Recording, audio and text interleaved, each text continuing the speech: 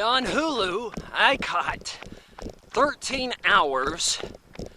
The true story of the Secret Soldiers of Benghazi. I know it had like some little extra subtitle added to it, but everything that's originally released is just 13 hours. Directed by Michael Bay, based on a true story, and I have to say, the best movie of 2016 that I've seen.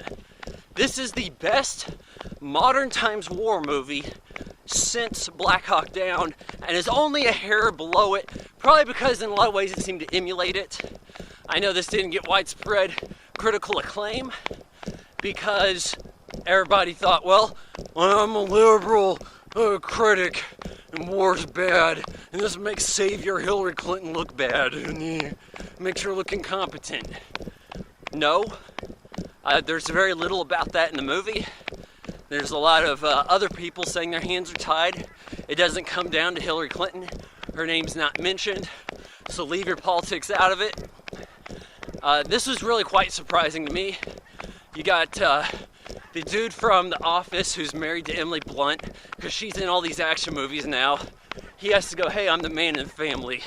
I need an action movie, and boy, did you get one. So he's new in the city of Benghazi, Libya. He's a private contractor, sort of bodyguard for a CIA outfit, a secret CIA base.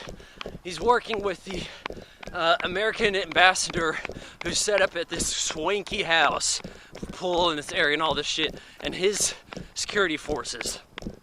And also you got James Badge Dale, kind of like the main dude on the scene as far as the security firm guys are. All these like Ranger, SEAL, Marine guys. And he's there. He does a pretty good job. I had to tell my dad, hey, that was Jack Bauer's buddy in season 2 of 24. The guy who got his hand chopped. Because some people wouldn't recognize him necessarily with a beard.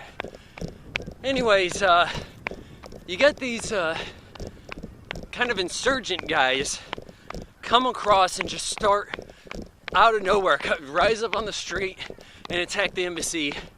And these security guys are like, hey, send us in. We can go rescue him. No, I don't want to do that. No, don't do it. Defies the orders of the CIA, dude. Head over to the base or the ambassador's house.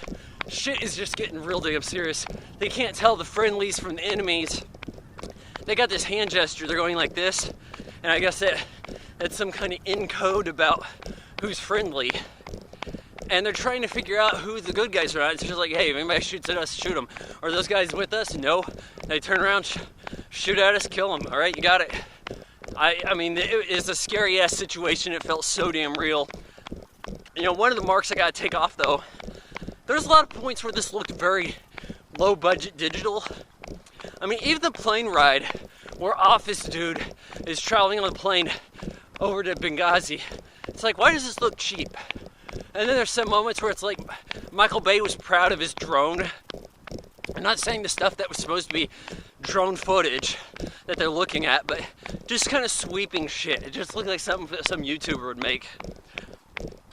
But, shit's getting pretty bad over here. People are inside the house, burning it down, smoking them out.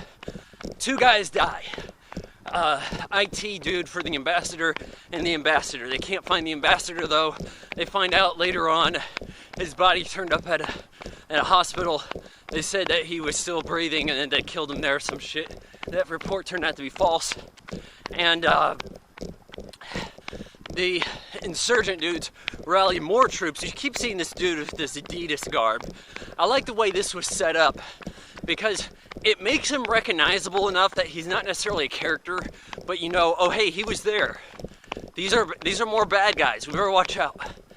He was there earlier in the movie when they had this intel situation go bad.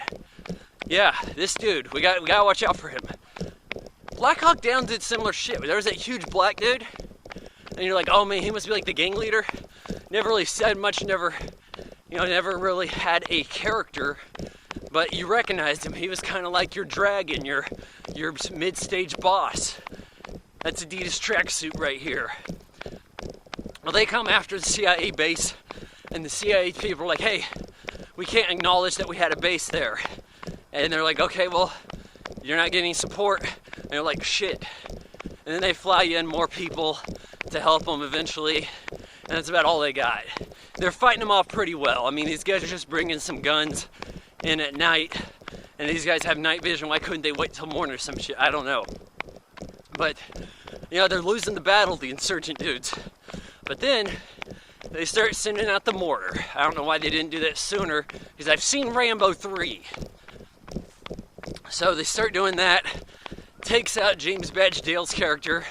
He had this photo he put on him, because he's like, you know what, may not get out of this alive.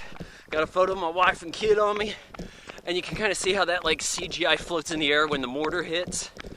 And it's a scene that is pretty similar to when a bomb's getting dropped in Pearl Harbor.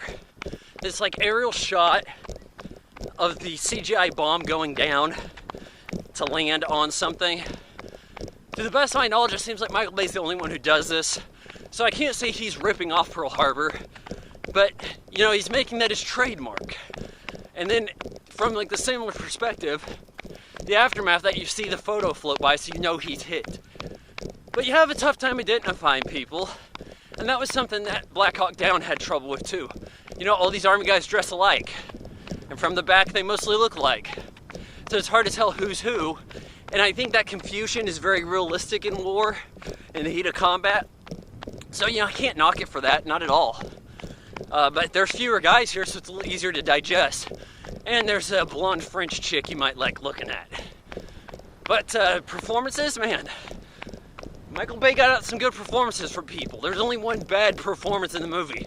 These guys attacking the dudes. Bomb goes off, blows this guy's hands off, and the guy's like, hey, don't shoot. I'm like, dude, you'd be on the ground unconscious, or with a different reaction than other, oh, hey, don't shoot. I messed up my hands. Where's the hospital? The guy was so nonchalant about it. I was like, what the hell? What the Christ? They took out my water fountain? They took out my water fountain. Obama! Oh man, everything's getting cheap. We can't give out free water. Jesus. Another dude gets half an arm blown off. It's like twisted and mangled up. At the end of it all, more troops show up. They're like, hey, who are these guys? Are we expecting more guys? No. Dude gives hand gesture. Turns out they're good. The dude giving the hand gesture, he's a porn stash in Orange is the New Black. Did not recognize him. Not at all. Thought he did a pretty good job here. Office dude, good job also to you, man. Everybody, you know, except the hands dude. Good stuff. It was nice seeing explosions out of the shit. You know, real explosions in a movie. It's a 2016 movie of real explosions. Oh my God. Oh, Jesus. Yeah, so he gives his hand gesture. These guys give it back. They're friendly, take him to the airport. You know, they had a couple dudes die on him. One guy that just got in at the end got killed, like as soon as he showed up. And then we had the IT guy and the ambassador.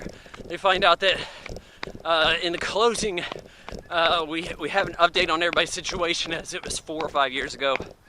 And the guy with the arm problem, he was given special privileges to be back with the Army so he could get good medical care. Props USA on that. We had these stars get added to the memorial for the CIA agents. Pretty powerful scene right there. And a lot of people are getting on okay. We learned that like thousands of people got in the streets and mourned the death of the ambassador in Libya. That's something you didn't hear about so much on the news. Thank you, Hillary. You know, I wish this movie did better at the box office to have really have sank the Hillary ship when the going was good on that. You know, maybe I could have put Bernie Sanders in the right place where he deserved to be, and that is running against Donald Trump. But nope, Democrats are so corrupted. They played favorites against their own. Bernie, honestly, should have banned the Democrat Party. So, 13 hours thus far. Yeah, I didn't see a lot of big Hollywood movies. Mostly saw a lot of indie shit in 2016. This is the best thing I saw of 2016, I shit you not.